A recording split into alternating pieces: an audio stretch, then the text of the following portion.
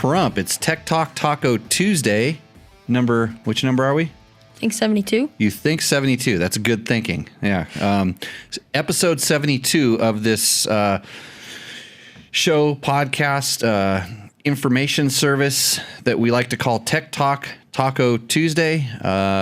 My name is Jimmy Lewis. I'm a washed-up ex-motorcycle racer. I'm here with Logan, who has yet really to do much in his life because he's just a kid, still trying to figure out what's going on.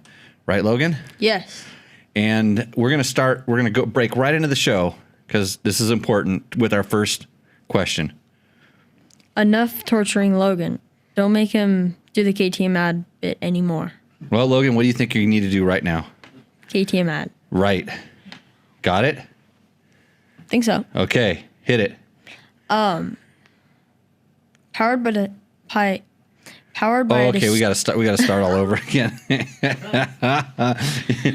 So you remember I told you when you're riding your mountain bike, you need to do it while you're riding your mountain bike, and then it'll get stuck in a certain part of your brain that you never really access, except when you have to. Because you know how when you're riding your bike, your motorcycle, and you don't think about which way you lean or how you turn the handlebars or when you spin the pedals or when you turn the throttle, all that different stuff. You know, that's how you need to do this thing. So you got to figure out how to memorize that sucker so you can just blast it out when some guy named Less Death 69. That's your fans. These are your fans on the internet that are trying to save you from me torturing you. Okay, so KTM is a big sponsor of Tech Talk Taco Tuesday, and they are powered by a distinct ready-to-race mentality. KTM has developed a... You keep going. Just rip it. Just pretend like you know what you're doing, even though you missed a couple words. Yeah, the world's leading high-performance street and off-road sport motorcycle manufacturer with North American headquarters in where? Murrieta, California. Over the years, KTM has built a reputation as a fierce competitor on the racetracks around the world. And the brand's remarkable global success is reflected in every product it develops and every move it makes. I have to read it too. That's what I'm here for, Logan, just to back you up and torch you.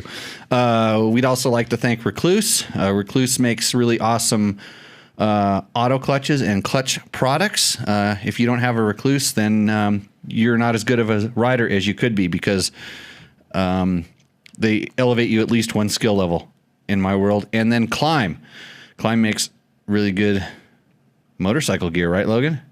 How come you're not wearing your Climb shirt this week? It's in the dirty clothes. Right.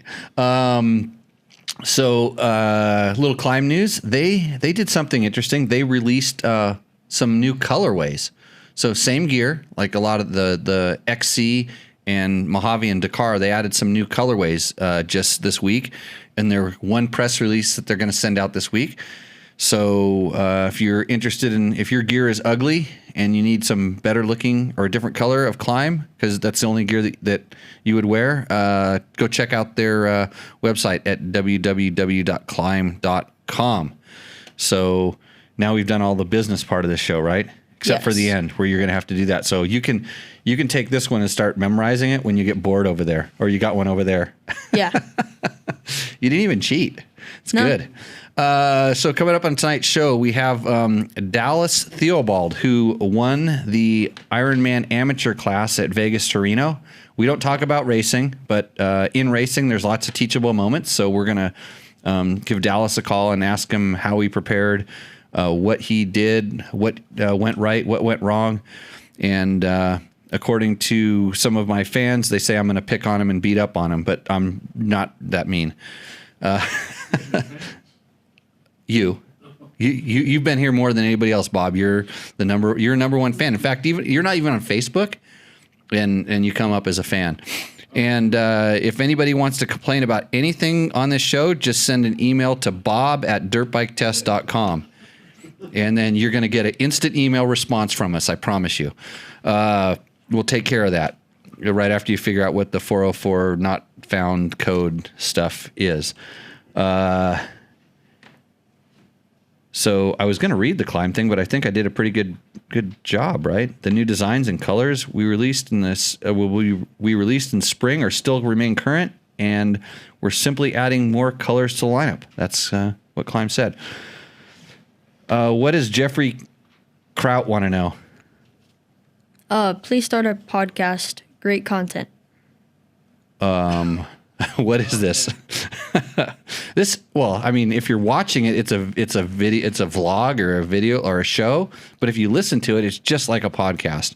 So, Jeffrey, just for you, I'm going to upload the first 30 episodes of Tech Talk Taco Tuesday up to the places where podcasts go to live, and then you can get them on iTunes and all those kind of places, so you can enjoy the podcast that we've been doing for more than a year now. So, yeah, he watched our KTM our Tennerary 700 video and said that he probably just wants to listen to Heather talk, because most people that watch that's what they liked about that particular video. So I said we would go straight to the questions in the chat room. Do we have any questions in the chat room yet? Did you see any, Logan? Not questions. People just giving us thumbs ups. To hell with beer. It's hot. Margarita time sounds good. Nah, too much sugar for me. I actually still have this is a Loma Azul. That's what I'm having tonight. Little sip. And we're all good. So if you do have a question, throw it up in there right now, because there's a little bit of a delay. That's what you maybe don't see on our side, is that we're probably about 3 to 5 minutes ahead of you in this show. When I'm talking right now, what you post up there is generally a little bit behind, depending on your internet connection and our internet connection. We have the rats and squirrels are running rapidly on the treadmill to generate as much internet power as possible right now. So that's where we stand. Let's go to the Hi Jimmy question. I've enjoyed your article about the 2016 KTM 500 EXC. I've had this bike since 2015 as a new rider and learned to ride tight technical single track here in Washington State with it. How do you feel about the new EXCs compared to the 2016?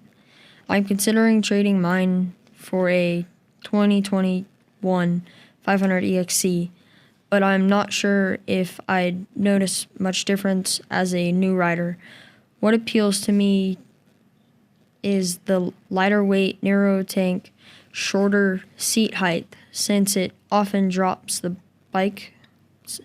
I often drop the bike because of the weight and seat height in slow turns like steep switchbacks. My bike has 270 hours, 7,800 miles, 2 crushed radiators, and scarred plastics. So I think it would cost me $5,500 to upgrade the 2021 500 EXC. Okay, so he's got 2 questions in there. So how do I compare the new ones to the old ones? And I have a lot of old ones, and don't have any real new ones. I have a couple 2019s, and the next, the 20 is the next one. That's what you have. You have a 23. Okay, so like I always say, you go 3 or 4 years, and all of a sudden you're gonna notice something. It's the one step. So if you had a 19 and we're going to a 21, or an 18 and going to a 2021, probably not a big difference. They've made some steps, but going from that version, the 15, 16. So 16 was the new one. The cutoff for the 16 was the last year. I always get confused. So many different things, but you will notice it. Lighter weight, yes. The scale lies. It actually feels more than what the scale will tell you. Narrower, little bit. Shorter seat height. I think that's more of the spring preload that they checked the bike with. I think the seat height is essentially the same. So it's a little bit different engine character that helps the bike feel lighter. I don't think it doesn't feel like it makes as much like torque, like robust power. But it has torque that you maybe don't necessarily feel as much. And it depends on how what you do to modify it or change it. And you can go from mild to wild there. You can completely wreck it by trying to make it run like a motocross bike, or you can leave it nearly stock and have a great running motorcycle. And net, I think the newer ones are actually easier to ride. They're just smoother. The torque is just delivered a little bit better. So they're really good. Your bike is tipping over and because of the seat height and slow turns and steep switchbacks. That has nothing to do with the bike and everything to do with your balance. And so that's a whole nother question. You'll drop the brand new one exactly the same amount of times and for the exactly the same reasons, because it has nothing to do with the bike. Your bike has 270 hours on it, so it means it's halfway broken in, 7,800 miles. It's getting used good. And I don't think it would cost you $5,500 to upgrade it, unless you're talking about like selling your bike and then you think you're going to have to throw $5,500 more at it. Those 16s are still commanding a pretty good price, especially right now. We were just talking about this before the show. Like, hey, if you want to buy a couple of KTM 525s, got them for sale right now. Just get a hold of me. I got two 2004, 2005. And let me tell you about the KTM 525. Like, KTM had to stop making those because they made too much power. And they had to make this piddly little 500 that all you girly men ride instead of a man's bike like the 525. And I'm not kidding. I'm getting old. That's why I'm selling them. I can't handle it anymore. So if you want a real man's bike, the gnarliest desert bikes ever. I mean, they have 6-speed transmissions, 520. They have a carburetor on there. You know why KTM quit using carburetors? Because the government told them they had to because the bikes make too much horsepower. So if you need to get your ass on a motorcycle that moves along, contact me and I got them. They're showroom, except they might have some scratches and a lot of time on them, but I'm not even kidding. I'm selling those. And I'm selling some KTM 250 RFS bikes as well.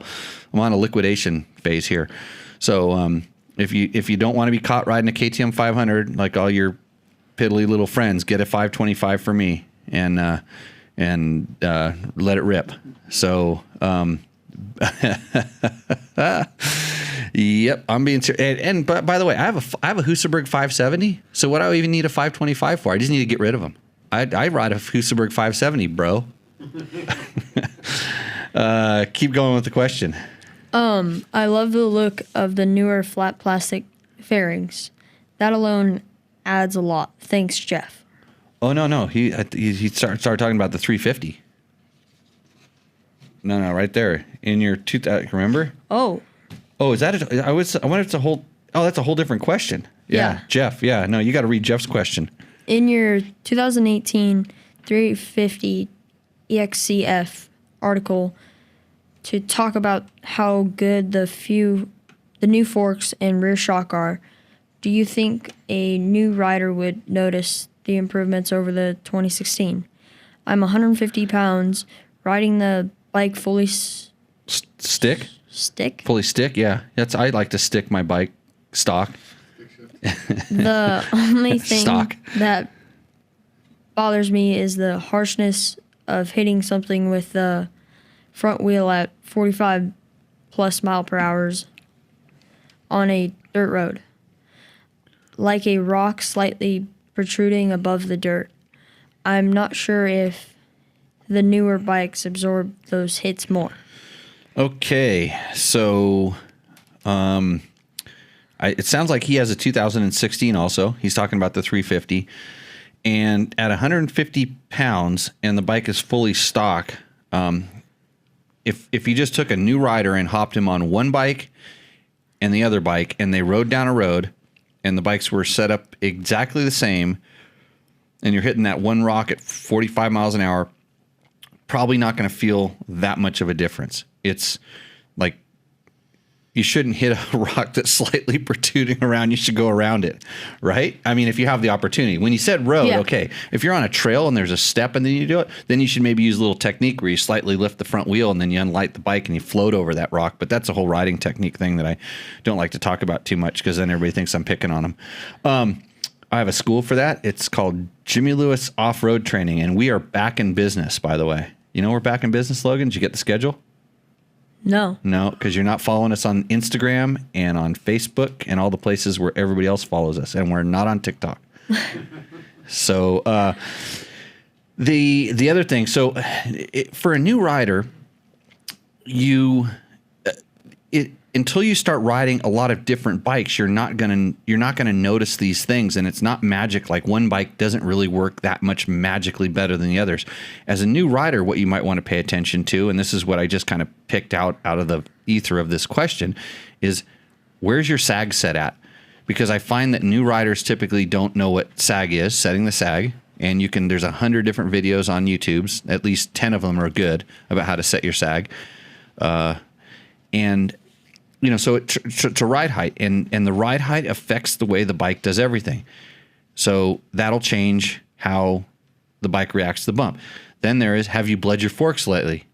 When your forks build up air, that hit of that rock at that speed on that road, if you have just a little bit of air in your forks, it's going to make a big difference in how that bike absorbs that rock. You know that, like, that's one of the things I do on all my bikes all the time when we ride. I'm always bleeding the air off the forks. Yeah. Yeah, that's like one of the first things, because they sit around and they build up pressure. And there's even times when I run negative air pressure in the forks, or there's times when I know they're built up with air and I leave it. It's a setting thing and it's experience. But this is, as a new rider, these are things you don't really know, and things that I need to make a better point of doing some more technical articles to explain this kind of stuff, so you can search it out, and maybe I'll do a YouTube video, but I have to have a contest or something to get people to like my shit. Excuse my French. So the I don't think you're going to notice a big difference. But the new forks are better, and I think where they're better is there's a little bit better. They're a little bit better in like I would call it stiction. So some of what that initial, but they seem like they just have better stroke control. The old ones don't feel like they're as soft in the bottom and as stiff at top, so less progressive. I think the new suspension has become more progressive without letting the bike become wallowy, which was a big problem when you made suspension more progressive. So he likes the look of the newer flat plastic fairings, and that alone adds a lot. And back to this 2016 versus 2020, the interesting thing is the stuff that KTM changed on those bikes. It's the lightness, the way the bike handles, these little subtle things that are changes, are things that the consumer would have a really hard time doing through the aftermarket. And I think they realize that when they make frame changes, when they make engine weight distribution changes, things like that. Those are things that you really can't buy. You have to you literally need a manufacturer to do it. It's equivalent to switching engine mounts, and then how do you know you're getting the right ones? So good question. Hey, thanks guys. Thanks Jeff and was Jeffrey both of those guys? That was one. Is it only a single Jeffrey or both? Jeffrey and then Jeff. Oh, okay. Yeah, I think it was one question. I can't remember. So those came off of, I think they were emailed directly to us at Jimmy at Dirt Bike Test. So, hey, I'm going to go into the chat room. We got some questions. Rusty Nail says, thoughts on a Recluse clutch on the Tennerary 700?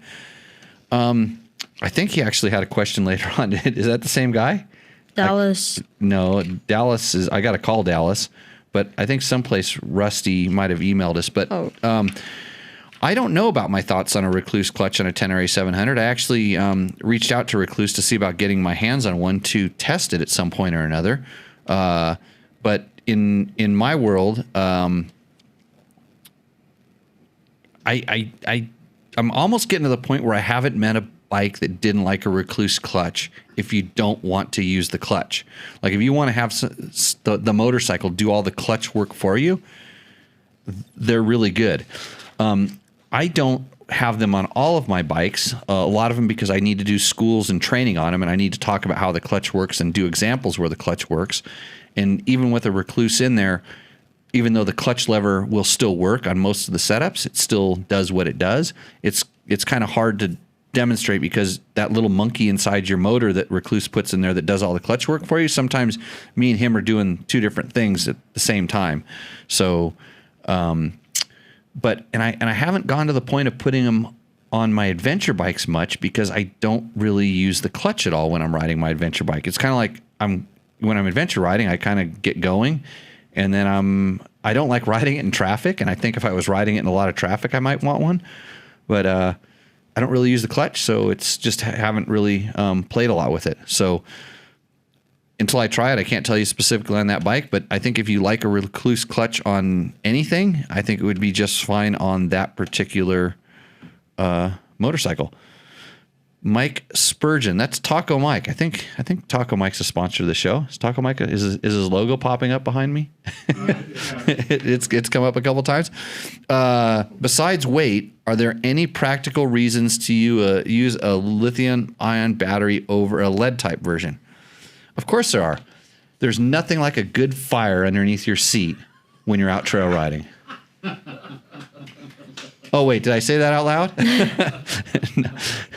Well, generally that's a I've seen videos. I've not witnessed it in person just yet. I haven't seen it yet. But there's enough people doing dumb things with their motorcycles where the lead acid ones don't seem to do that. I run lithium-ion batteries in almost every single bike that I have. For the weight, for the cranking amps that you can get out of them. I've had really good luck with the durability on them, and I run Shoari batteries. I've run anti-gravity for a while, and I think that it's just kind of a win-win when you're going to replace the battery, but you do have to be a little more careful with it. They're a little less susceptible to dum-dum moves, like overcharging, and so when your rectifier regulator starts doing funny things, or shorts, they don't like that very much.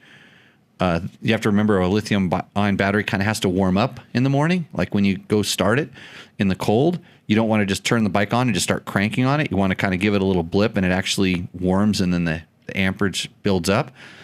And another interesting thing I found about them is if you do let them go dead, if you don't totally kill them, they come back to life pretty good, and they charge up really quick. They'll take the charge back quite quick compared to a lead acid battery. So if you have the ability to jump it off of another bike and get your bike started, they'll be back up and good in about a minute or two. So and trailside barbecues, that's the other advantage if you need to. Yes, Bob. They don't sulfate. They don't sulfate. Right. So that could be the reason for the longer life if they're treated properly. And then tell them the story about Washougal 2 years ago when the KTM transporter caught on fire because of the Bandy Shorts battery. So some of the batteries went bad. Yeah, I don't know the specifics of that, so I can't comment on it. But didn't airplanes fall out of the sky because lithium batteries caught on fire? No, not. They didn't fall out of the sky. They just started smoking. It wrecked the airplane. Yeah, wrecked the airplane. Several times. Yeah, so it's like any new technology. I mean, you're gonna have some issues, and like there's always, if there's a change, there's always there's some learning, and for every advantage you're gonna get, there's got to be a disadvantage someplace. So if you're wondering why there's a quad up on the screen, that's Patty Blaze, who's a fan of the show. Okay. You're okay. That's Patty. And since I was out there shooting, I shot everything that went by, and she went by, so I thought I'd put her up on the thing. So I did. I was true. We can talk. See, we've talked about quads. Now we're done. Okay, we talked about quads. Now we're done. I don't hate her for that or discriminate. Mike Spurgeon asks again, what do you think of the Air Pro automatic fork air bleed system? I don't think about it because I don't know about it. So there's always somebody that has something like that. And I prefer just to have the little caps, the little push buttons on top of them, and then it's real easy. I don't have to get a screwdriver, and I just like that and done, and it's easy. And if I didn't have 47 different bikes that I like to bleed forks on, I would probably have them on every one. So I have them on like 20 of them. Yeah, Rusty Nail, he says he's the same guy that's asking that Recluse question, so we don't have to read that one later on, Logan. Okay. One less bit of work for you. It's almost 7:30. Let's do the one long question here, and then I'll call Dallas. Hi, Jimmy. Really been enjoying your show the last few weeks. It is nice to hear valuable feedback on stuff from someone that isn't a flaring dumbass like so many of the YouTube teasers. I've got him fooled, didn't I? I agree with the users that I would like to hear the review of the KTM 790R. I bought one a few months ago, and I've been extremely happy with it. Originally, it didn't intend to do the stuff I do with it.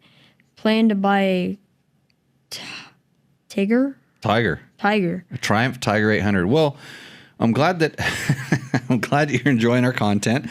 We don't have to do. I don't have to do one on the KTM 790R since you already bought it, because like the only reason I would do it is for you to send back and say I bought it because you did that really nice review, and then it would be paying dividends.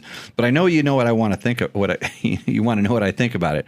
On Dirt Bike Test right now, there's a riding impression of that bike, and it hasn't changed much, if all, since I rode it a while back. And I've ridden a lot of friends' bikes and customers' bikes, and I'm supposed to go ride the rally replica that a friend of the show has sometime soon. So, but I think that you made a good choice on not buying the Triumph, and the reason is because if you're listening to the show, you're probably interested in off-road and dirt biking. And although Triumph has made some big advances going off-road, the one thing that I always notice as a dirt bike rider when I hop on a Triumph is I feel like I'm locked into the cockpit of the riding compartment of that bike, and it's like you never had a dirt bike guy ride this in the development process. It's a sit down, tuck your elbows in. And I know they're working on it, and I haven't ridden the latest version, and maybe they've improved it a little bit, but from what I can tell, it doesn't seem like the foot pegs have moved enough, and the seat has moved enough in the proper directions, and the handlebars and triple clamps to make it feel like what a dirt bike rider is comfortable with. If you're a street bike guy, you'll hop on that thing and feel really comfortable, and then you go try to ride it in the dirt, and then you go, wow, I can't.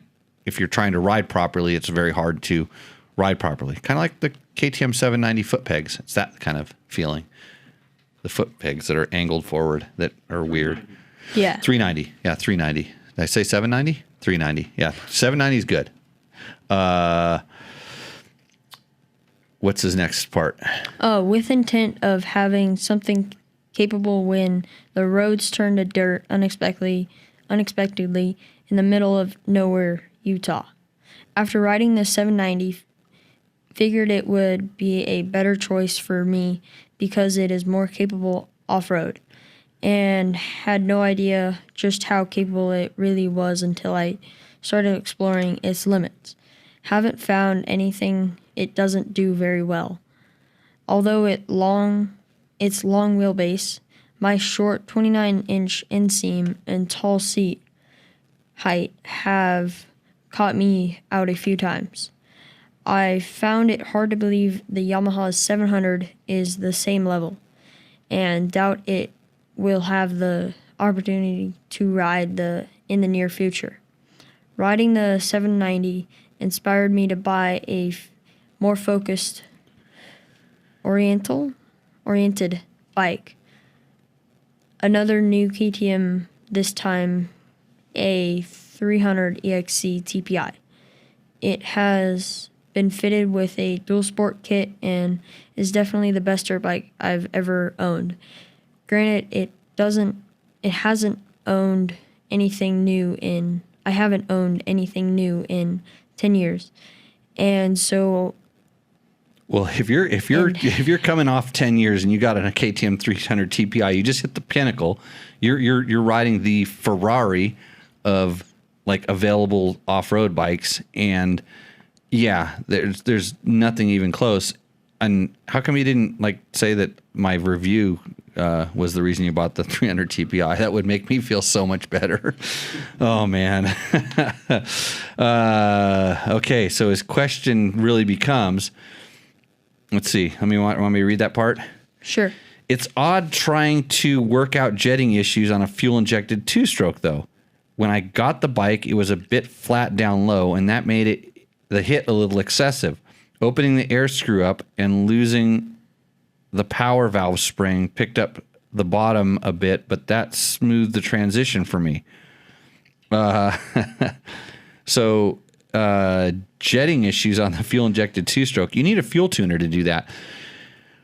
And it's funny that you say that the bike had hit, because like no one says that. That's a really strange thing about that bike, because everybody, most people that have ridden for a while say that it has really smooth power.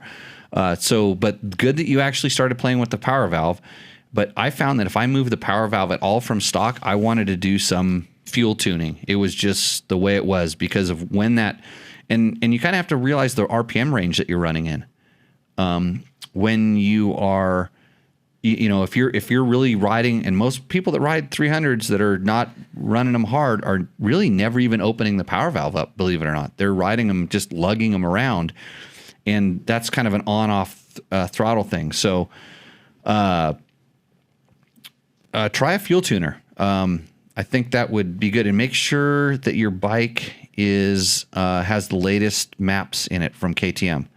And I believe that there's a switch in there, because you have the XC. I believe there's a switch. There's a aggressive and a less aggressive, and that will change the way the bike runs. So he says, next problem to address is I find myself chasing the front tire more than I should, so much more than even the 790. My hypothesis is the steering damper is helping keep the 790 in line and not deflect so easy. That's 70% incorrect.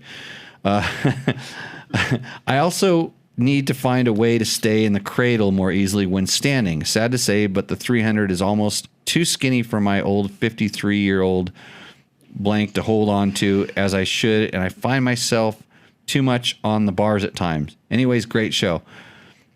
What do you think I'm going to tell him? Answer his question, Logan. Start with the riding position. Go to the Jimmy Lewis off-road school. Yeah, I was going to say that, but answer. How does he fix it? What's he do? What's his problem? What's the main problem? Putting too much weight into his hands. Right, and why do you do that? How do you fix it, or why? What's the root cause of the problem? Balance. He's out of balance on the motorcycle in a forward and backward sense. So he's literally on the motorcycle doing a push-up. Or he's falling off the back of the motorcycle and hanging on and doing a pull-up. Yes. So it's more about like learning how to anticipate what you're doing. And that very same thing is what's causing the instability that you think the steering stabilizer is masking. So when you're falling forward on the bike or falling back on the bike, you're hanging on the handlebars. So if you're out of balance, so that's forward and backwards. If you're a little bit out of balance side to side, which I'm guessing you are, then you're steering the motorcycle. So now the bars are turning one way or the other. And so let's say you hit something or you get on a loose traction surface and there's traction on the tire. That's like a steering damper. And then your KTM 790 has a steering damper built in, which is causing a little bit of it. But that type of steering damper does not it's not as good as like some of the aftermarket ones at kind of fixing that sort of a problem, because they dampen both directions. So they're constantly damping sort of what you're doing, so it's masking what the real problem is. So I think you need to work on putting your weight on your feet and not your hands, because we've evolved past that. and that's how you steer the motorcycle as well, with your feet, not with your hands. And then all of a sudden standing on that motorcycle becomes a lot easier. Actually, I think if you go to jimmylewisoffroad.com, we have some very basic balance drills in our video section, someplace that'll just give you some starting points for that. And then you'll have to look for our soon-to-be launched online digital riding school that will answer all the questions for a small fee, of course. Right? Yeah, because like the good stuff you can get for free on the YouTubes if you can find it, but the other stuff you're gonna have to pay for. So, hey, thanks for the email, Danny. I think the other thing that you're dealing with is that 790 is heavier, and this is what I always tell people, especially when we're talking about training on. People want to learn how to ride their adventure bike better, and I say, well, bring your small bike, and they're like, no, I want to learn how to ride my adventure bike better. And the thing is, with all that weight and all that mass, when you're riding that bike, it's masking what you're actually doing. It's harder to knock that thing out of balance, especially when you get it moving, and so the bike doesn't respond to it. That 300 responds to every little move you make on it. So it will show you how to be a better rider on any bike you're on. Like the lighter bike, that's why trials riders become so good, is because they're so influential over what the motorcycle does, and then you carry that on to riding a dirt bike. You carry that on to riding an adventure bike, and you learn. What time is it? Oh, we got to call Dallas, don't we? I just started getting. We're only going to take one question. We're only one question. Okay, so yeah, start boning up on those questions there. We'll get into those things. Let me dial them up here real quick on the two-way. Get them in on the two-way. I have it set in my speed dial. Here we go. See if this works. Look at that.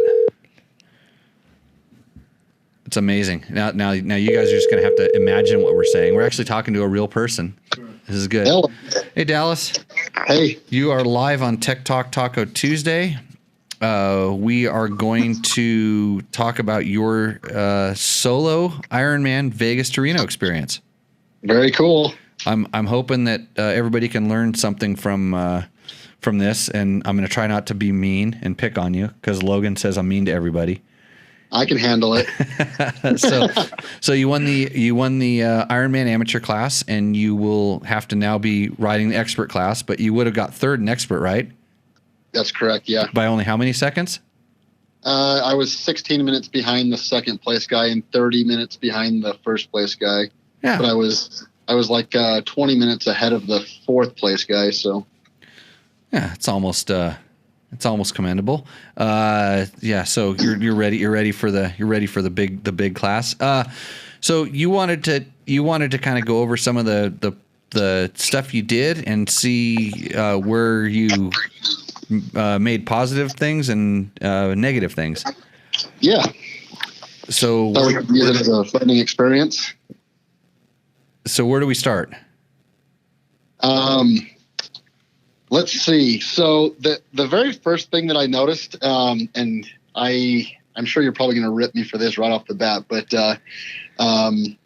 I spent a ton of time getting ready for this by doing a lot of cycling, trying to build up more leg strength and whatnot. I started racing last year, and most of the races were kind of hare and hound, national hare and hound, stuff like that. And I'm standing up all the time. And so I thought, gosh, if I'm going to be standing up for 11, 12, 13 hours, I should make sure that I build as much leg strength as possible. And so I cycled for a couple months prepping for this. And then on race day, I found that I was sitting down for a lot of the race. So I have a picture of you. It's on the screen. It was on the screen right behind us, sitting down. Sitting down. Yeah. Yep. So my take on the best thing you can do to practice for long distance races is ride long distances. Just straightforward. That's, practice exactly what you're going to be doing.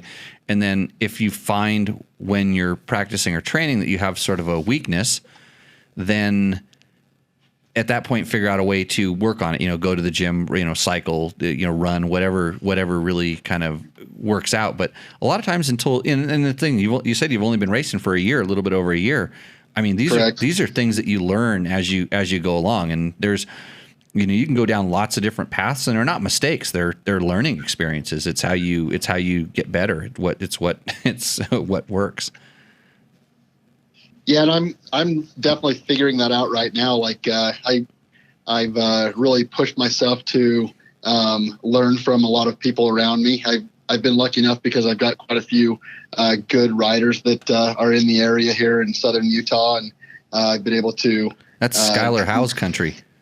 Yeah, Skylar House is actually one of he's a good friend of mine, and he actually helped me prepare for this race a lot. He actually built my bike for me and helped prep all that, and gave me a lot of good pointers. And I mean, he is a good source. So I've been able to, I think, advance pretty quickly through it. But it's always my drive to just constantly get better and not practice mistakes all the time. practice the correct riding style if I can. So yeah. So I talk about riding style and technique and stuff all the time, and it's funny because I sat in that one turn and I shot every single vehicle that went through, and having a lot of expertise in the motorcycle riding thing, I literally saw 3 guys that went through that turn, Skylar being one of them, that did that little section. It was it was a long straightaway followed by some heavy braking, a chicane kind of thing, some acceleration, then kind of downhill turn. And I was able to kind of be in some different positions to get photos, but just watching all the different quote techniques going through there, and considering like pretty much 97% of them were just at the core, not ideal. And it comes down to little stuff like where the breaking points were. And I have a lot of it on video, and I will at some point, if I ever get the time, break it down, like to watch where the good guys are braking, and then where they're doing their turning, and where they're accelerating, and where their body position is on the motorcycle. It's definitely not sitting down in the middle of the seat, which was what most guys did. Was they missed their braking point, or they didn't, and it's hard to say braking point because you have to do terrain reading, and you've never been around that turn before. But they came in a little bit hot, and they're not good enough on their brakes to slow the bike down by the time they need. So they're still continuing to brake while they're trying to start their turn. So now you can see it so clearly in a lot of the videos with the wheels being out of line, but it's out of line during deceleration, which means, think about it. Put your bike out of line and get on the brakes. It doesn't work. No. The back end starts wanting to come around. The front end wants to slide out. Then all of a sudden it's like, whoops, I'm going too fast and I'm out of control. And so then you kind of start seeing all these different techniques. Most riders were standing up when they were on their brakes, or at least had their butt off the seat. I wouldn't really call it in a braking position. What they did at that point was drop down and stick a leg out, and then it was start praying. Luckily, mostly because I went and moved a couple big boulders outside of the berm, because if the one rock that I moved wasn't there, I would have got crash photos, and I just don't even like that stuff. So I kicked a big ass rock up over this berm. And thank you. And you were close. In the photo I have of you, you were getting close. You weren't up there where some of the other guys were. So, and I didn't, like I said, until you told me your number, I had to go back through and find find the sequence and stuff. But like you say, a lot of that sitting down is, when it's perfectly smooth, yeah, sit down, it's fine. But in off-road racing, it's rarely perfectly smooth, and stuff can kind of sneak up and surprise you. So I stood up like 99% of the time, and it's kind of a learned, thing that, if your desk at your office or wherever you sit down was bouncing around like even your off-road bike does on a washboardy road, which is what most of Vegas to Reno is, 2-track roads, you wouldn't sit on it. If you had to do something, intensive, you would actually kind of stand up. Make sense? Yeah. And I know that I must have been, doing kind of the seat hover for a lot of it, because the next day my quads were I was feeling it in my quads. So I probably wasn't like sitting down on the seat as much as I think I was, but I was definitely down in a very, very low position, and not. Obviously, I don't want to be standing straight up, but more of an aggressive Yeah, like state. Squat. You're essentially in like some kind of like a squat position, which that's where you would feel it, and that's where even lots of riders do that after they ride for a full day. They either feel the squat, or the other thing I notice a lot of people tell me about is like their legs feel kind of the same from like having to hold them up because they've got them off the foot pegs all the time, and they're always having to pick their legs up, and with a heavy boot on, and that's a lot of exercise. Yeah. So what was the next thing? So because of the excessive sitting, I definitely got a good case of monkey butt, which I'm sure you've dealt with in the past too. I kid you not. I've only had that like one or two times, and it was like at wet extreme enduros, like where you're literally you're trying to use your butt to suck the seat up so you don't go flying off the back of the motorcycle. But I think that comes down to my stand-up riding kind of all the time, is that I don't sit down a whole lot. And so, monkey butt. I don't know they make powders for that. I know a lot of riders that pour a lot of powders into their drawers before they ride. I could do some research on it, but I'd have to ask other people. Yeah. So one other thing that I ran into. So for the most part, I feel like I was physically pretty prepared for it, and I didn't have a lot of don't get me wrong, it was 500 plus miles. It's a lot. That's a long day for anybody on a bike. But what was your total time? 10 hours and 46 minutes. Yeah, good on you. 10 hours and 46 minutes. Yeah. So it was definitely a long, gruesome day for sure, but I feel like I came out of it better than I thought I was going to. But one of the things that I ran into, and it could have been a culmination of a handful of things, and this applies to anybody riding, especially now in the summertime, but hydration and nutrition. I struggle to take nutrition before a race, any type of food or anything like that. I struggle to eat. And that was one thing I dealt with on this, is I tried to choke down some breakfast before the race, and I couldn't really. And so I was trying to make up for that throughout the race, which I obviously needed to take nutrition anyway. But going along with the nutrition, my hydration, I made a fatal mistake of not running, we're going to call it the catheter. And so I knew that I was going to have to jump off the bike at a pit occasionally or something and pee. And what I ran into is about halfway through the race, actually between pit 9 and 10, I had been drinking so much fluid. I had to pee really bad. And my stomach was like full of fluid, full of water. And I got super sick between pit 9 and 10 because I had a full stomach. And so I actually started throwing up a little bit. And so I guess my whole question for you, and you might know better than I, is the body anatomy. If you're not getting rid of it via peeing, and you just keep stacking it up in your stomach, can you see that being an issue and causing problems?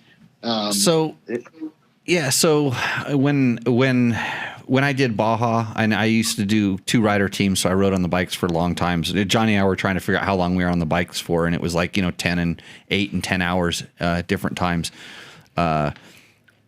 I actually never had to pee in the Baja races when I was on for that long.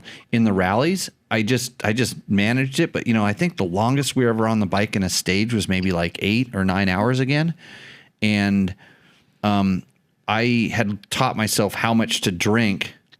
I was kind of like moderating how much I took in. I wasn't just like wolfing it in to kind of play catch up or anything like that. I was probably using it as I needed, and some people say I am kind of like a camel, because I don't even carry, like most of the time when we ride, I carry water bottles with me, but I don't carry a hose with water because I won't really drink while I'm riding.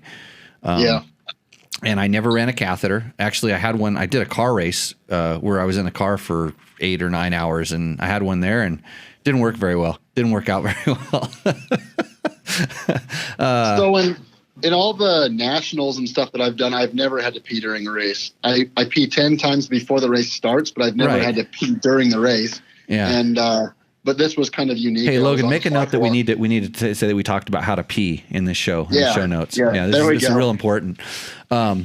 But I think everybody's a little bit different. You know how their anatomy, how stuff goes through them. I mean, I was never able to eat much in the morning before races, so I didn't. I just ate a lot the night before, and that's why I probably have a camel front as opposed to camelback. You know, that's what I call my belly.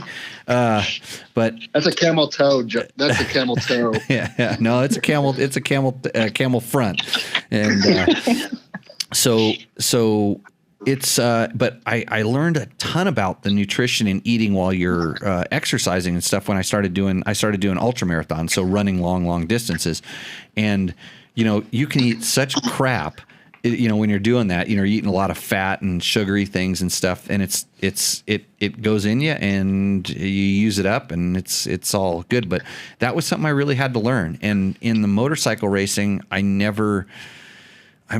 it wasn't until I started doing the extreme enduros that I actually started really bonking on my body, just running out of energy, like to the point where you just can't you're having like cramps that you can't control yourself anymore. So yeah. But I think now it's down to a much better science, but really the only way to find out about that is to train to the level that you want to race. And that's the same thing with, when you're setting up your bike, don't set up your bike for the first hour of a 10-hour race, set it up for the middle 5, so at some point you got to take your race bike and your settings and go ride it for 5 hours and say, hey, now how is it working? Little things like that. And sometimes that's really difficult to do. But I see a lot of people making a lot of, just kind of mistakes on not, prior preparation, but it sounds like you did, kind of a lot of good stuff. And now, now you have your notes from this one and you go back and figure out how to make it work. Yeah. There's a lot of things that I would change, but it took going and doing it to figure that out. But, I'm happy with the results and happy with, the information that I acquired. And you're right. The bike setup was, as far as not setting it up for the first hour of the race, that was so critical. And I'm so glad that it was set up the way that it was, because it was a little soft the first hour. But I'm glad it was set up the way that it was for the rest of the 9, because it seemed to ride and feel really good the whole race, and I was very pleased with it. Did you run the tire that Skylar did, that Kenda dual sport tire? No, so that was actually on my list of things to talk to you about. It's actually next year, so let's talk about it. So I actually ran a Parker DT. Good choice. There, I'm with you. 100% thumbs up on that. And I've been running them for a while in all the other races that I've done, and I thought about running that 270, I think is what it is, the dual sport tire. But I didn't have enough experience on it, and I thought this is not a good time to try to gain experience in the middle of a race. Excellent point right there. I just want to bring up what you said. Don't try to do something in a race you haven't done before. Don't test during the race unless that's specifically what you're there for. So I knew there might be a possibility that I might have to do an additional tire change because of that choice, but it ended up working out really well. Apparently, I'm not quite the rider as a Skylar House or anything like that, because I did I planned for a tire change at pit 8, and when I pulled the tire off, I could have ridden it longer. I just don't know if it would have made it clear to the finish line. So I thought, you know what? Let's just do it while, we had a planned tire change there already. As an Ironman, there's times when you got to get off and eat. And this being said, so Ricky, Skylar, Nick Garvin also was running Ironman. And so was Jacob Argby. So all the top guys are actually doing that race as Ironman. So they're kind of going through the same, they're doing it as a pro team, but by themselves. But they... so they're doing the same thing. And like Ricky plans at certain gas stops, and they're filling up a lot of gas, but he plans to get off the motorcycle and there's time for him to eat. And he's got a guy there handing him his stuff. And while he's eating, there's a guy stuffing stuff in his pocket so he can pick at it when he has the opportunity. And, he's drinking a certain amount and they're handing him in a bottle and they're, refilling his water pack. And it's a real, big system. But I didn't ask him if he got off and peed. I haven't asked him what his pee strategy was on that. Right. So back to kind of rolling back to the tire. I'm blown away that Skylar runs that. But I understand, I see the reasoning behind it. It's a tire that they feel is not going to chunk or wear out.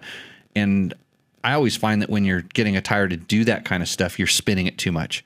And so the dirt bike test kids, which is Trevor Hunter, they went ahead and ran that tire as well. And I'm like, Trevor, what are you doing running that tire? Well, they're the ones that had all the pictures of the Kenda Parker DT with the knobs completely blown off of it and a hole from in the it. 300. Yeah, from the other thing, and it all comes down to what the rider's doing on the bike. And I could take any tire and screw all the knobs off of it. It's real easy to do. All you have to do is spin it and skid it, and even they were even wearing their front tire out. And the only way I can explain it is, imagine your rider is going down the freeway. No, imagine you're going down the freeway, and instead of slowing down by just applying the brakes, you slam on the brakes and skid.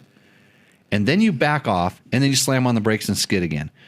This is what the riders were doing. On the brakes, that was killing most of it. But the way that they got back on the gas, they weren't using the throttle as a modulation device. They were using it as an on-off switch. Wide open or zero. Wide open or zero. And imagine doing that in your car or your truck. You just don't do it. But people get on their dirt bikes, and not just racers in long distance races where it's a really bad technique. And this is kind of comes back to when I was talking about guys, the way they were setting up for turns. They were like braking in a crooked line and having to fight the bike and stuff. And all of a sudden, that rear wheel was skidding. There's a lot of pictures I have where you see the motion blur of the front wheel, and the rear wheel's locked up and skidding. And that's going to tear stuff off eventually. You're going to go across a nice big rock that sticks up about an inch, and it's going to grab the knob and tear it right off.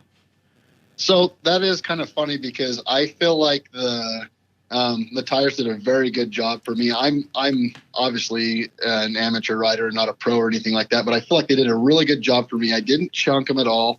They stopped well, they accelerated well on that type of terrain. And something that is an interesting thought about what you just said that kind of got my brain thinking here, and you can tell me what you think of it.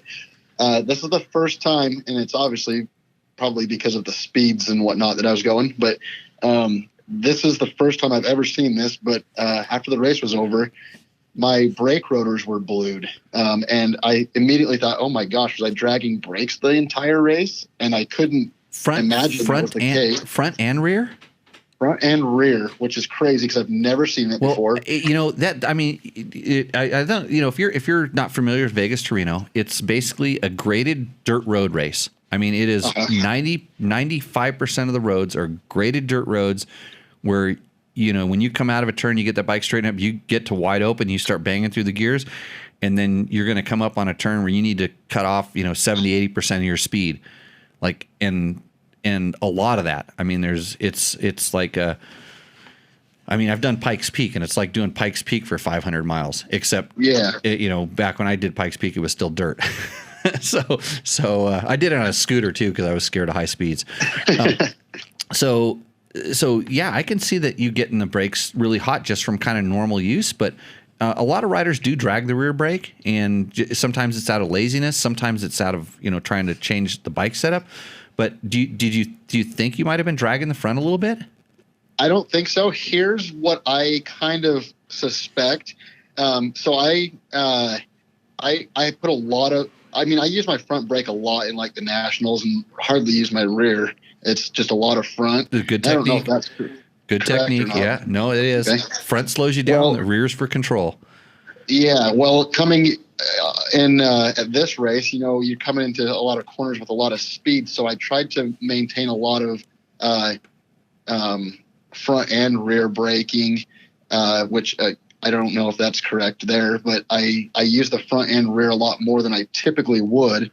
And what I'm kind of suspecting that was going on to get the brakes as warm as they were is I was not skidding, because when you skid, you're stopping the tire or stopping the wheel from turning, which would make it to where you're not getting the friction on the the rotor and the pads, right? Yeah. So if it remains turning, you're actually putting more heat into the brakes than if you were skidding the tire. Yeah, and sometimes riders will like kind of drag the brakes a little bit around turns to kind of settle the bike. I don't like that technique. I think, basically the brakes are to slow you down, and the idea is you want to ride as fast as you can. So it's masking for something, but that's just it's a technique. But and then it could have been were the rotors new? Yeah, the rotors were new, front and rear. Yeah, so sometimes just being new rotors and being like right away exposed to really high stress levels, they blew up earlier than one that's had a bunch of water on it and different dirt and stuff like that. So, sure. Yeah. But any other questions? Do you have any questions for me on the race before I move into one more question that I've got for you? Yeah. So what bike did you ride? So I actually hit you up about this a couple of weeks ago. I have my KTM 350 XCF that I typically race. But getting ready for this race, I was looking at something else. I've got a national next weekend, and I didn't want to have to try to do a full-on bike prep between the 2 weeks. And so I was looking for another bike, and I was actually going to use a 450X. I kind of quizzed you on that a couple of weeks ago if you would race the 350 or a 450X. You have to remember, I've had a concussion between now and then. Yeah. Well, that's true. And you told me the 450X. Well, we started building a bike for this, and I just kind of had an epiphany. It looks like a Husky. It's a 501, yeah. And I had this 501, and I thought, you know what? Let's do it, because it was set up as more of like an enduro bike, just for plated kind of deal like that. And I was like, let's just build this bike, because I've already got a bunch of KTM parts and wheels and tires, and so we ended up building it, and I'm so glad we did, because it actually worked out very well. I mean, this bike was an absolute. Is it a FX or what do they call the Husky one? No, it's an FE. FE. So it was the dual sport one. Yeah, I mean, it's a 16, so it was never plated or anything from the factory. It never had all the turn signals and stuff. I think they did that in 17 when they came factory with that stuff. So it was, it was just kind of a little enduro bike. And what did you do to get 75 horsepower out of it? Got a Vortex from Blaze. Okay. No. I mean, I'm just joking, because I mean, like, I could take a stock KTM 500 and it would pretty much go as fast as I need it to on those, and and then when you roll it on, like usually when you start doing all the stuff to them, they tend to spin the tire a little bit more, which means you have to be in more control. That's the thing is, I really didn't need any more power out of it. I simply wanted to make sure that I had, a good air fuel ratio that was going to keep it in check for the whole race. And so, yeah, as far as power goes, I mean, it's crazy, because I ran a 1448 sprocket combo on that, and you were topped out. Gravel road with that thing on the wood. It went 106 miles an hour, and that was plenty fast for me. Can I ask you a personal question? Sure. Have you ever ridden a Husaberg 570? No. You could gear that thing up quite a bit. Yeah. But it was funny. I thought that I was going to be up at that 100 plus miles an hour more than I was, but quite frankly, I hovered in like the 80 mile an hour range a lot. Yeah, it's hard to get a dirt bike going 100 miles an hour in an off-road race, and it's funny that people are so concerned about their top speed all the time, and they'll actually gear their bike too high. Too much. And then every time you make a shift, you lose a little bit of time, and then every time you roll on, if you're not in the quote in the power band, because your gearing's wide enough, you lose a little bit of time. And so net, even by being under geared a little bit, you're going to be quite a bit faster over the course of the race. And you think about it, so your average speed was probably in the 50s somewhere. Yeah, 50. It was 50 over the course of the race. Yeah, so you want your bike to perform in the 50 mile an hour range. You want it to really accelerate, in fourth and fifth and sixth gear. You want it to pull good across that kind of 50 mile an hour where you're going to be at. And it's really never going to be up from 70 to 100. It's going to be at 0 to 30 a lot more than it's going to be at 70 to 100. So get the bike to work there, and that's where traction becomes pretty critical. And then Bob over here is waving his arms like a windmill, and he wants to tell me something. It's not how fast you go, it's how fast you get there. It's not how fast you go, it's how fast you get there. I guess that's Which word is, from the peanut gallery. I mean, it is funny because, like I said, I was in that like 80 mile an hour range a lot. You just could never get, I mean, you could get up into higher speeds, but you just didn't have enough time to get there because the acceleration from 80 up to that 100 miles an hour was much slower than from, 50 to 80. And I found myself in many circumstances where if I had a slight incline, an uphill incline, it was just barely pulling up there, even if it was a long stretch. I'm not saying that it was underpowered. So you were quicker in fifth gear than you were in sixth. Yeah, I mean, I was still in sixth gear a lot of the race, but I always set my bikes up with 6 speed so that sixth gear was for downhill valleys. Like literally, it allowed me to get that top speed when I had the opportunity. To go and then fifth gear. If I was in an uphill valley or ground that was kind of soft or more sandy or something, it was pretty much fifth gear. And then if it was really pulling good in fifth, you could click it in sixth, and But those are those big long roads where you're just sending it. So yeah, you made me wait a whole hour to say Husaberg 570. You know that? I was waiting for it. I knew it was coming at some point. Yeah. Okay. Well, hey, thanks. Do you have any other ones that we want to touch on? I just have one quiz question for you. Okay. I can answer 9 out of 10 quiz questions without referring to a reference manual. This is just a random thing, but Logan, you're going to answer this question too, by the way. Yeah, he's going to have to. I'm putting it on him now, deferring. So on this bike, ever since it was new, it has tended to pull a little bit of oil, the crankcase breather, into the airbox. And at the end of this race, I had quite the wet oil around in the airbox and underneath on the swing arm, and it's always done that. I understand like crankcase pressure and all that type of stuff.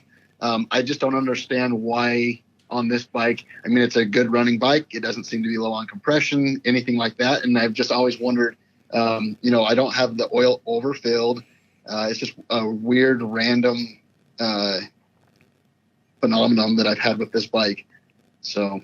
Okay, Logan, you have to answer this question to the best of your ability. Go to YouTube. Good answer. Yeah, geez, thanks, Logan. Here's a teachable moment. So pay attention to this, Logan. So especially when you're high RPM and you're just singing, you're basically making a big oily mist inside of that motor. The transmission is spitting it up. The crank is splashing around. You've got jets that are squirting oil all over the place. And it's up. So the vent on that is up in the valve cover. Where the hose is that's on the back side of that valve cover. And that is generally, and a lot of times they're vented to atmosphere, but on that bike it's probably vented into your airbox. And depending on how you have it set up, a lot of people block it off because they don't want to go.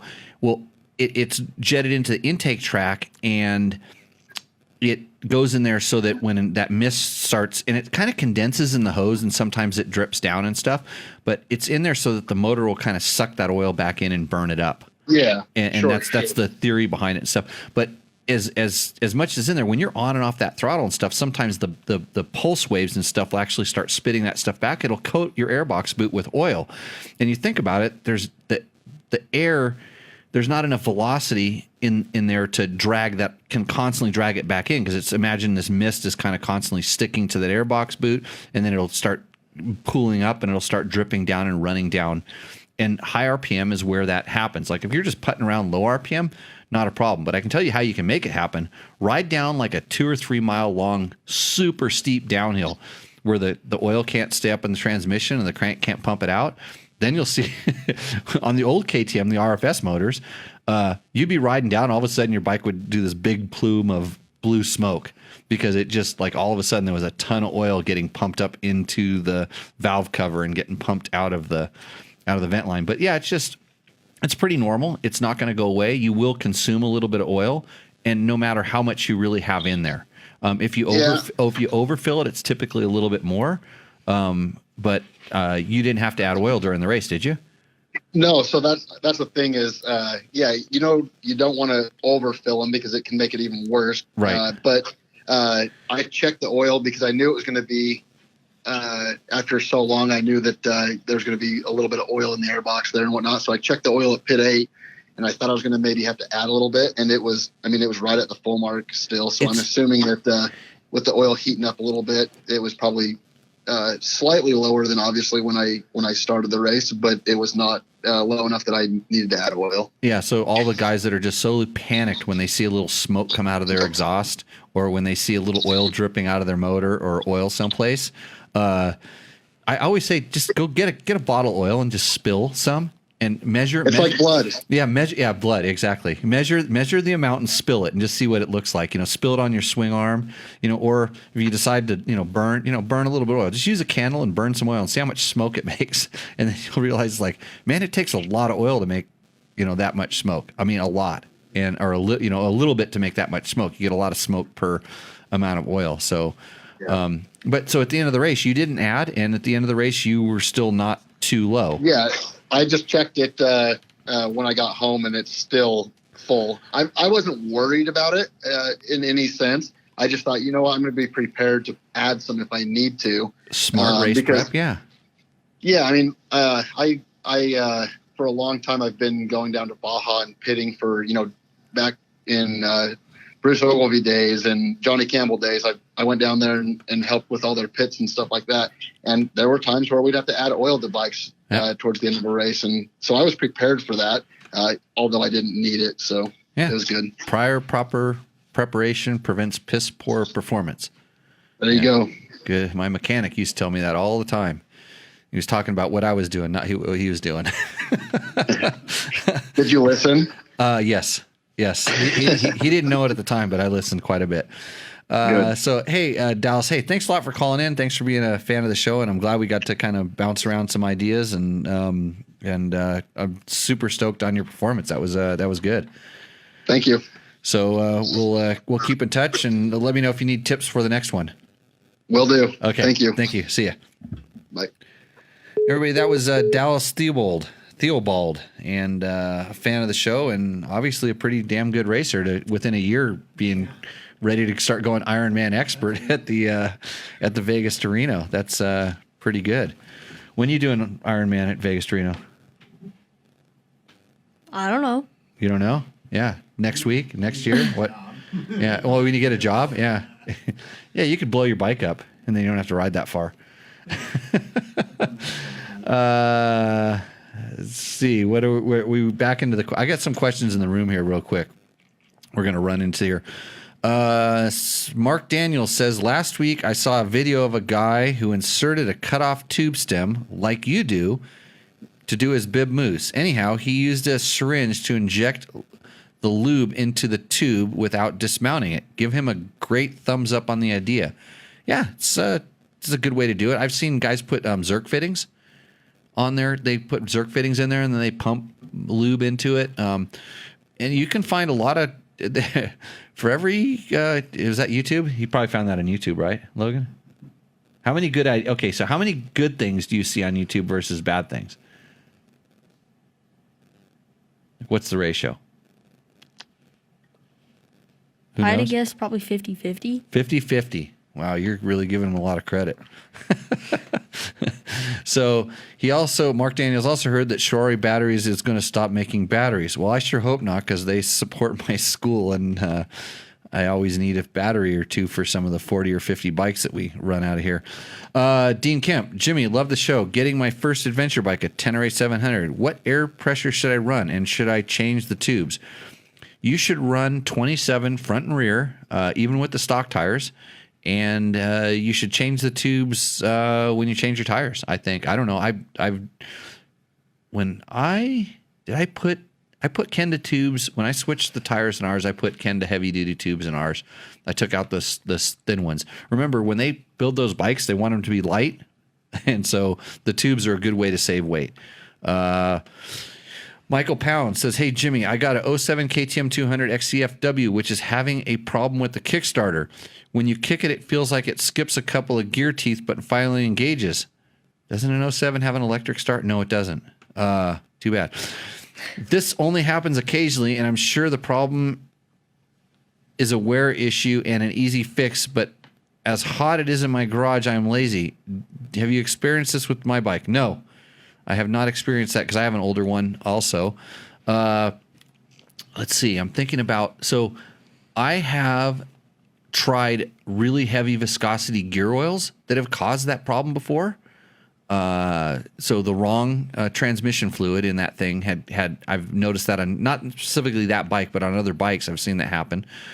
And sometimes there's the where the gear engages, it's kind of a slide fit. There's a spring on the back, and sometimes that the washer or just that shaft might just have a little bit of debris, or if you run it low on oil, a lot of the debris can kind of come up there and stick to that shaft and cause that. So I would give that a try. It's so easy to get that side cover off. Just quit being lazy. You're starting to sound like Logan. And then San Felipe Bob will consult Dallas on monkey butt. He says he's and Kate's bars, by the way. And then Janie says she got monkey butt because of sand on the jet skis. Now that there's a monkey butt discussion going on. So now we've talked about how to pee and how to handle monkey butt on Tech Talk Taco Tuesday. The most informative motorcycle products and body care information you can get on the internet's on a Tuesday night. Let's see. I should have started telling about Johnny Campbell pee his pants stories, because Johnny used to do that, by the way, which made his boots really, really stink. I feel like that's a skill. It's a skill? Oh, I can't do it. I tried.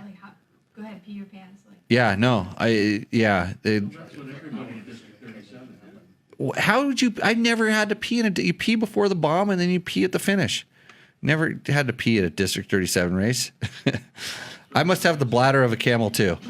When you get the rotors hot enough to blue them, change the brake fluid from the system. This is Chris Reel, giving top flight, super knowledgeable advice, because if those rotors have gotten that hot, so is your brake fluid, and it's compromised. Great advice, Chris. Trevor Hunter says he needs more George stickers. And the problem is, did your George stickers come with any money? You know how much money mine came with? You should talk to the pro here and getting sponsors there, Trevor. Hey, Trevor's story on his Vegas to Reno experience is up on Dirt Bike Test. Of course, I haven't read it. I haven't edited it. I think I shot the lead photo though, which makes me kind of proud because I'm a really horrible photographer. I just have a good autofocus on my camera. And George is negotiating with him right here in the chat room. And they wanted to know if Dallas had changed the air filter during the race. I'm gonna guess that he did. That is one thing about V2R. It's silty, and he started behind quads. Yeah, I know, because I rode over 40 Sportsman or something a few years ago with a friend, and I had to pass quads, and I was sandbagging. DB t-shirts, how do we obtain? Well, it's interesting. We have a website. It's www.dirtbiketest.com, and you can go there. Where's the shirt ad? I should just snap my fingers and be like magic. You can get a nice Dirt Bike Test shirt, but I'll have you know that we are out of a lot of sizes. We are running low on supply because we're spending all of our money investing in a digital magazine. Oh, did you actually hear that? Yep. There's a discount available at Kate's Bars until 8/23. I don't know anything about it. I haven't talked to them much lately. I know Kate disappeared, and I still have a couple left, so I'm okay. But when I run out, I'll be calling them for sure. Okay, what's the next question, Logan? Where are we at? Top one. Oh, what's his name? I think it's the Less Death 69. Is it? That's your friend? Your buddy. Yeah. That's your buddy. Okay. Don't mock the Chevy Spark. I used to own a Chevy Spark electric vehicle, and it has 400 foot-pounds of torque, stock. I would spin the tires from a stop-through 45 miles per hour before the front wheels would regain traction. It was a riot to drive. Okay, so the Chevy Spark I was talking about was a 3-cylinder gas engine, high-efficiency vehicle driven by none other than crazy Nate Shockwell. You ever ridden in the Chevy Spark? No. Sparky, his little car. Well, he retired it, by the way. I don't know where it went. I think he wanted more power. But that's the one I was referring to. But I do know that 400 foot-pounds of torque until it starts spinning, and then it makes about 10. So typical electric motor. Okay, what do they say about our YZ450F podcast with me and Trevor with horrible sound quality? Charlie Tuna, 1971. Yamaha had a street legal version, please. It says make a street legal version, please. They won't. Yamaha is one of the manufacturers. So you see how, certain manufacturers start a trend like KTM takes their motocross race bike and quickly dilutes it into a dual sport bike that you can buy. They look very similar, and Yamaha's not done that. They've never taken their motocross race bike, and I mean, they even struggle to do it with the WR. The WR comes very corked up, and so I don't see them doing that. It's just not in their philosophy, and they just don't feel like maybe they have some standards or durability standards, or the legal department just won't allow it. But I just don't see that happening. Yeah, you have to say what the next thing is. I want to see how you do this because this is for you. Asling, George. Yep. OMG, heart eyes emoji, kissy lips, heart wrapped, twinkle heart. So it sounds like he's in love with the YZ450F, or is our podcast? Can't tell. I mean, it's probably our podcast because I mean it's pretty awesome. Me and Trevor talking about that bike for 27 minutes. If you want to know anything about that bike that you couldn't find out anyplace else, you should listen to that. There's some pretty cool photos in there that Trevor took as well. The Tennerary, Bruce Collin asks, Catlin? Bruce Catlin? You have my board hanging. Love the assessment and lovely daughter. Thanks. Uh-huh. And he read that properly. He read that verbatim. You have my board hanging. Love the assessment and lovely daughter. So I'm glad that you think that my wife is my lovely daughter in that video. Uh-huh. My board hanging. That's strange. I asked him if he used a translator in that, some sort of weird voice matron translator or something like that. So, okay. Yeah, I'll get clarification. Come back to you. Patrick Wakalar.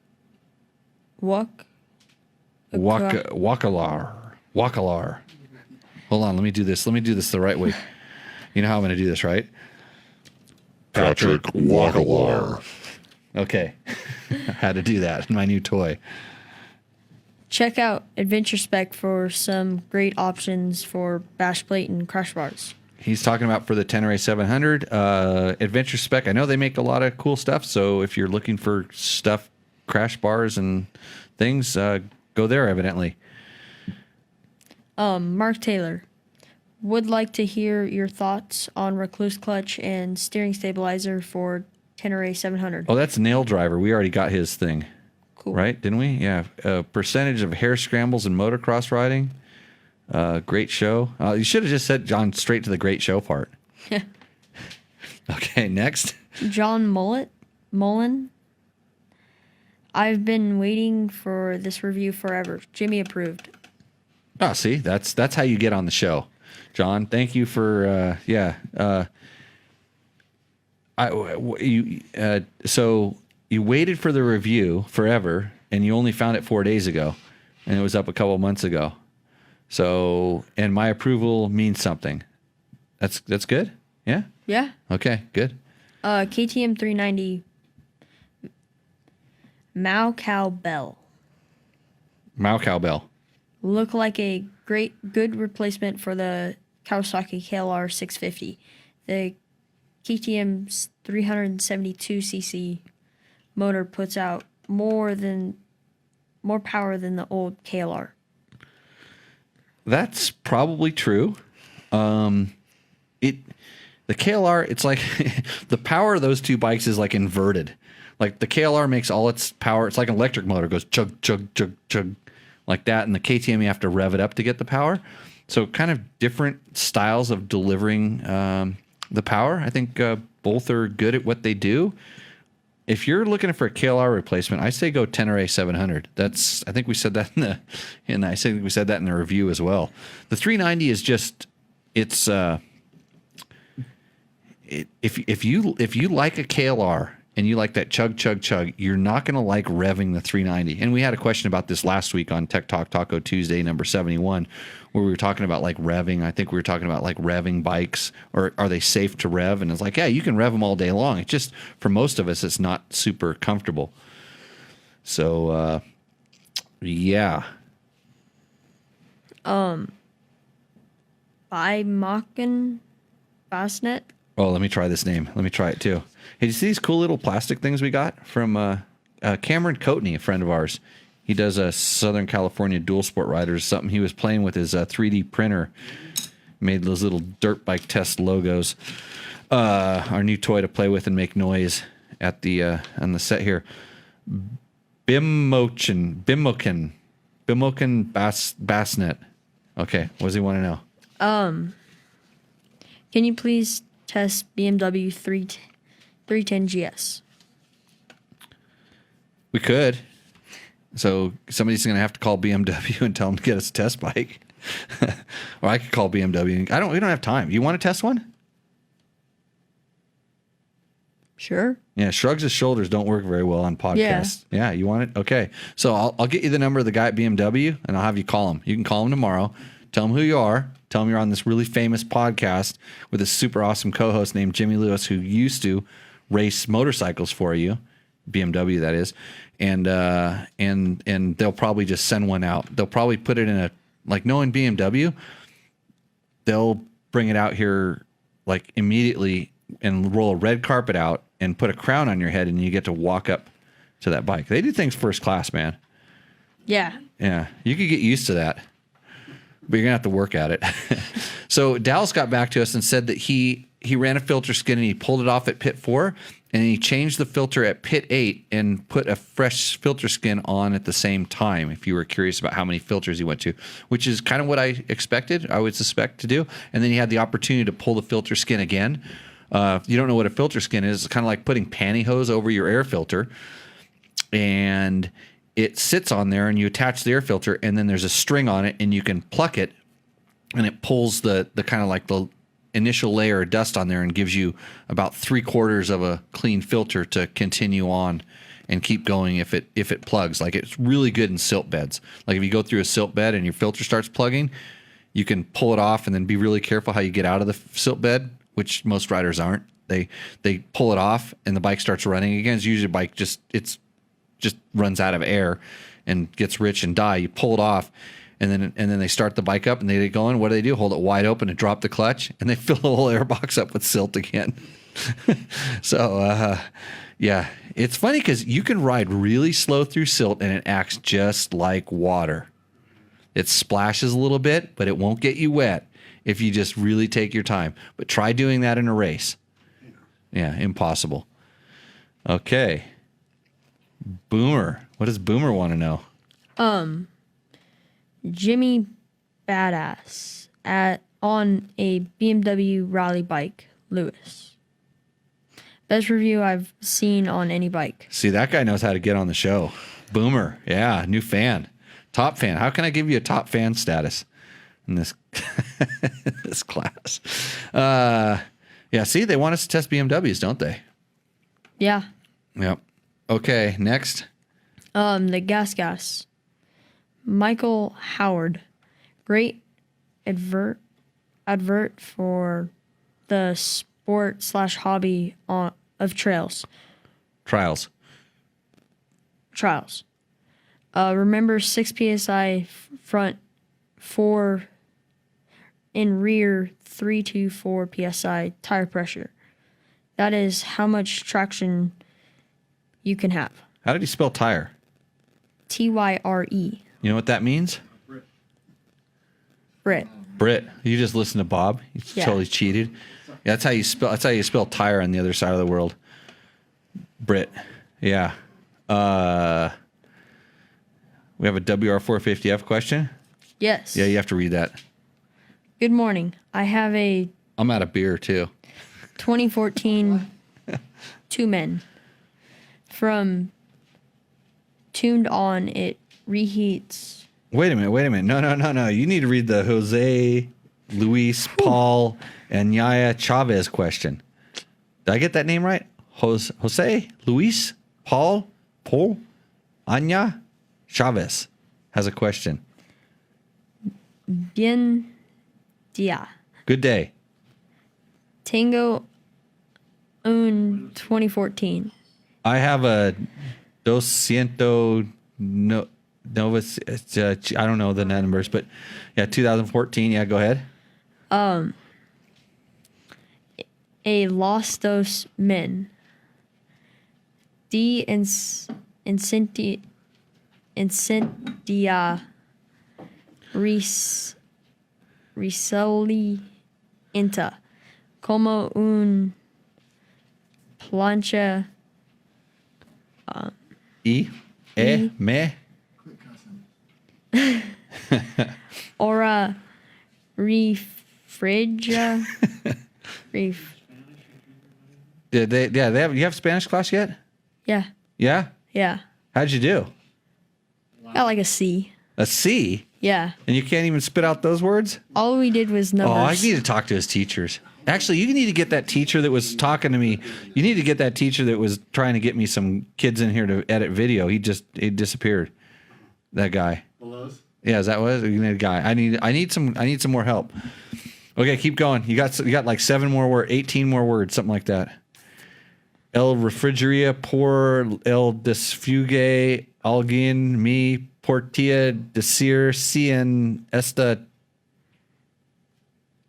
2019 tiene este mismo del. There's too many words that I don't remember because I took Spanish too. I got a bad grade. I got a really bad grade. I was thinking about racing motorcycles that day. He said something about the refrigerator is not working, and my 2019 is much better today. You're exactly right, Jose. Yeah, if you're listening to this show in English or our videos in English, we could have used the Google Translate, but we're not that smart. Thank you for watching the show. I like my South American audience. They're awesome. Okay, next question. Oh, this is from you. Ask it live. Oh. So Jimmy, studio audience here, question live from he tried to write it, but I know that Logan can't read that writing. Oh, no, that was that. But I'll ask. Oh, wait, somebody translated it? Yeah. Who? Me and George. Oh, you mean George did it for you? No. You did it? Yes. Oh, okay, hold on. I can read this question. I have a 2014, 2 minutes from turned on, it reheats like an iron, and I can cool it down the vent. Could someone tell me if this is a 2019? You have the same detail. Well, that's exactly what I thought it said. Something about the refrigerator. You put the bike in the refrigerator is what you do. Yeah. Yeah, that's what you do. If it's... does that bike have a thermostat? The WR? I think some of them may have. I don't know. Yeah, it shouldn't reheat like an oven. It shouldn't. Put it in the refrigerator. Okay, what was your question? So a 250 TPI, turning it to a 300. Yes. Besides the obvious cylinder, piston, etc., as far as the electronics and the fuel injection, what are you up against there? So Jimmy's asking if I take a 250 TPI and turn it into a 300, aside from the obvious piston, cylinder, head, because I think the strokes are the same. Yeah, strokes are the same. What are you up against as far as I don't know. No. My question is I don't know, and I suspect they're slightly different. The part numbers have a different injector, but The injectors are different. different part number. Interesting. Yeah. Yeah. Bob might have an answer for this. One of the injectors, because they got. They have two. Yeah, one on each side. One of The the. port timing is different. Port timing is different on the bikes. We got some negotiations going on here. Bigger cylinder, bigger piston, higher velocity. No, if the velocity is going to be the same because the velocity is based on the crank. It's moving But- more air. It's yeah, okay, it is moving more. Yeah, I would suspect it's a little bit different. How much different is? One of the biggest tricks in the old days was to take the 250 ECU and throw it onto in the carbureted bikes and throw it onto the 300. It gave it definitely a different power character. But at that point, you had the ability to adjust the jet. So I imagine if you had a piggyback tuner, like just dropping that stuff on top would not be an issue. You could probably tune it, into a way that it works. But you could probably, if you just got the black box or had your black box flash to 300 spec, because I think a KTM dealer could do that, then you would be. You got a good line in a 250? Where is it? Because I need to buy it before you do. 300s, Yeah. Oh, I know. Yeah. and 250s are kind of about $2,000 cheaper. Really? You know what? People have them on sale because I don't think there's a $2,000 power difference between those bikes. I think for your riding and what you're doing, you'd be pretty damn happy with the 250. I know. Yeah, I get it. Yeah. I had a 250. I might. 300. You like the 300 better? We all do. I did. Yeah. I really did. Yeah, maybe I should get a 300 or 250. Who knows? Okay, so are we done with questions? You have any other good stuff? Yeah, George. I see George try to translate it there. You need Marty Gomez to translate, or Victor. Yeah, Victor. He's probably banned from Facebook. He's not banned from the show yet. He's not not trying hard enough, but you never know. The battery's going low in the computer. Have any questions, Logan? No. Nope. You got your KTM read all dialed in? I'm going to let you read it off of the chart, but I want you to read it like a real radio announcer this time because I'm torturing you. Yeah. Okay. Yeah. Powered by a distinct ready-to-race mentality, KTM is the world's leading high-performance street and off-road sport motorcycle manufacturer. The voice-o-metron's not working. What's wrong? With North American headquarters based in Murrieta, California, over the years, KTM has built a reputation as a fierce competitor on the racetracks around the world. The brand's remarkable global success is reflected in every move, in every product it develops, and every move it makes. Okay, I got to figure out how to turn it off now. So, hey, thanks to KTM, thanks to Moto for sponsors, thanks to Recluse. What does Recluse make you? Auto clutches. What do they make you? A better rider? How many times have you stalled with a Recluse?